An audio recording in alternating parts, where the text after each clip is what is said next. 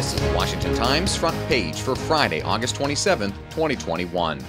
Thanks for joining us. I'm George Gerbo. 13 U.S. troops and dozens of Afghans are dead, and another 18 U.S. troops were wounded after suicide bombers and gunmen attacked outside the Kabul International Airport in the deadliest day in a decade for Americans in Afghanistan. Our national security team of Ben Wolfgang, Mike Glenn, and Guy Taylor report the Pentagon says terrorists with the Islamic State's Afghanistan affiliate, the Islamic State Khorasan, or ISIS-K, detonated an explosive belt at the Abbey Gate of the Kabul airport, one of the busiest sections of the facility. Shortly after the blast, military officials say ISIS-K gunmen opened fire, touching off a firefight that led to even more casualties. Shortly afterwards, at the nearby Baron Hotel, another ISIS-K suicide bomber detonated an explosive device. There were inconclusive reports as to how many were killed and injured at that location. Biden administration officials for days had warned that ISIS-K and other extremists were targeting the airport. ISIS-K is an ultra-extremist jihadi outfit that formed as an offshoot of the Islamic State that had headquarters in Syria. The group has claimed responsibility for the attack. U.S. military commanders wouldn't blame the Taliban for allowing ISIS-K to reach the airport's gates, but Pentagon officials made it clear the bombers had traversed through Taliban checkpoints along streets surrounding the airport. Both President Biden and U.S. Central Command head General Keith McKenzie said they had not seen any evidence to indicate the Taliban allowed the attack to happen. The president, in a press conference, vowed retribution for the attack. We will not forgive. We will not forget. We will hunt you down and make you pay.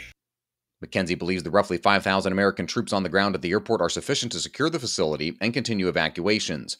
More than 100,000 people have been flown out over the last several weeks, including about 5,000 Americans.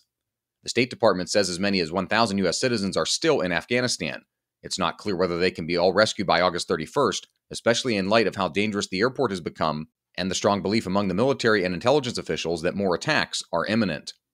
That's led lawmakers and veterans groups to work feverishly around the clock to help as many U.S. citizens and refugees as possible escape. Joseph Clark reports Florida Republican Congressman Michael Waltz, a former Army Green Beret, said he and other lawmakers have devoted their entire staffs to connecting the dots and doing what needs to be done to assist trapped Americans. House Foreign Affairs Committee ranking member Michael McCall says the Taliban have been letting American citizens into the airport, but Afghan interpreters and others who worked alongside the U.S. military were being turned away. A reminder that you can find all these stories at WashingtonTimes.com/front page. Don't have access to the Times yet? Visit WashingtonTimes.com/George to get 25% off your annual subscription. In terms of the political fallout from Afghanistan, much of the withdrawal orchestrated by President Biden and his administration now rests in the hands of the Taliban, which just spent the last 2 decades at war with the United States and now finds itself in control and better armed than ever. Seth MacLachlan reports criticism of the president's decision-making is centered around 2 main components: the self-imposed August 31st withdrawal deadline and the way the president has managed the pullout. Even senior Democrats in Washington who agree with the decision to withdraw have questioned the president's handling of the pullout, which required sending thousands more troops back into Afghanistan.